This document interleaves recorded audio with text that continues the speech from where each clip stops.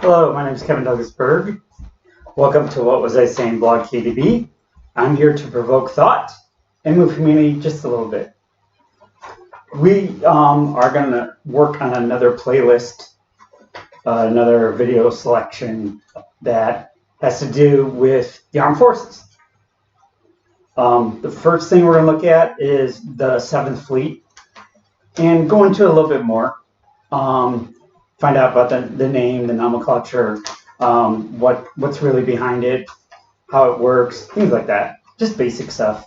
I find it very interesting, and I always, thank people for their service. And I feel like everybody should do that. It's the least amount we could do. So, with that being said, this is our first edition of securing the water. The United States Seventh Fleet.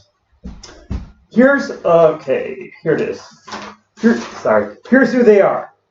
The largest of the U.S. Navy's Navy forward deployed fleets. At any given time, there are roughly 50 to 70 ships and submarines, 140 aircraft, approximately 20,000 sailors in Seventh Fleet. They're commanded by a three-star Navy flag officer, Vice Admiral right now, Philip G. Sawyer, and he's been there since August 23rd, 2017.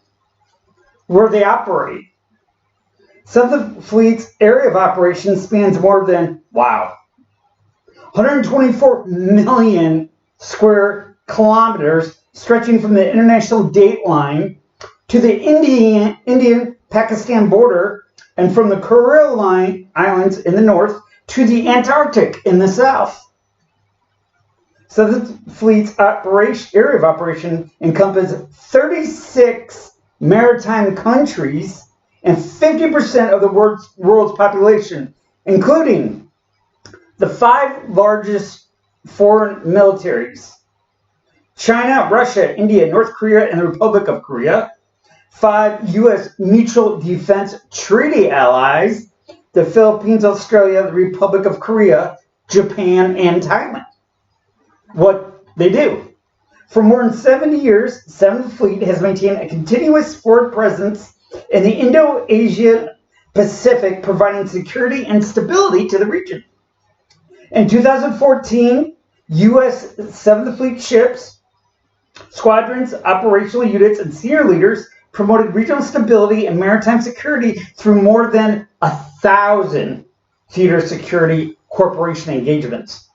Engagements included major operational events such as 160 bilateral and multilateral exercises, as well as 370 port visits and more than 500 senior leader exchanges, construction projects, military to military training and education seminars, and community relations events.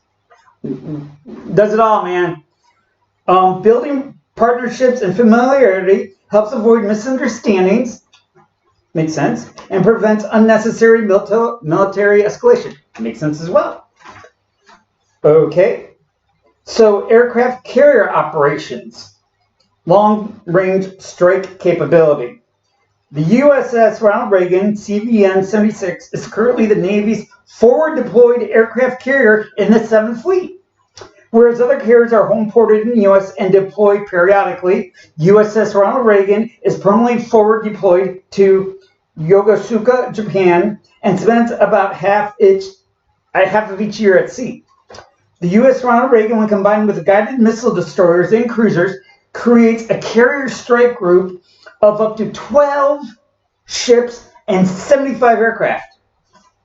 These forces have a higher operational tempo than other Navy vessels, and being forward deployed cuts an average of 17 days transit time to the region compared to if they were based in the continental United States.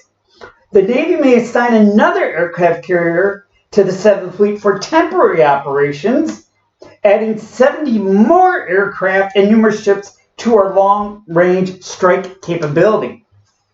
Surface combatant operations.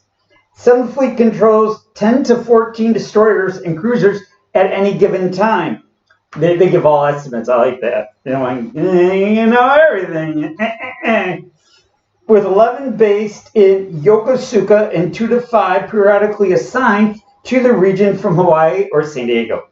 These surface ships carry theater ballistic missile interceptors, long-range Tomahawk land attack missiles, and anti-aircraft missiles. The United States Seventh Fleet goes by these topics. It goes by these different realms. Anti-submarine warfare.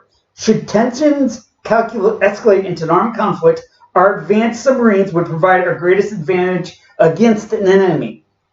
At any given time, there are 8 to 12 submarines in the Seventh Fleet.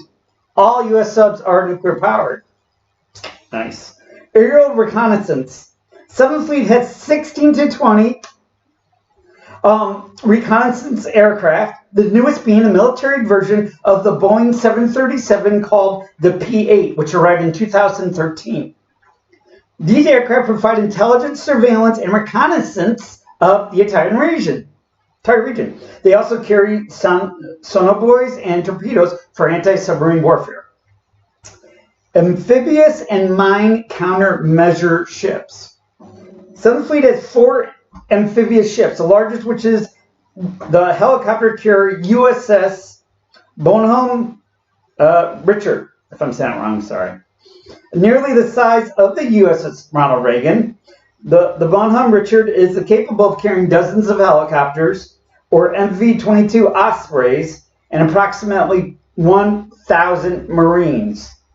Amphibious ships are especially designed to operate relatively close to shore in support of amphibious operations, but their design always makes them well suited to supporting humanitarian relief efforts when people are in need. In addition to the amphibious ships, Seventh Fleet also controls 4 mine countermeasure ships designed to locate and neutralize mines. Both these and the amphibious ships are based in Sasebo, Japan. Special warfare. Forward deployed SEAL teams and special unit special boat units are based in Guam. They often provide support to the presidential visits. Did not know that. Very interesting. Expeditionary forces. Naval expeditionary forces with the 7th Fleet are comprised of explosive ordnance disposal, coastal riverine, embark security, and construction forces. These forces execute a wide range of missions in the littorals and on land, partnering with multiple nations throughout the 7th Fleet.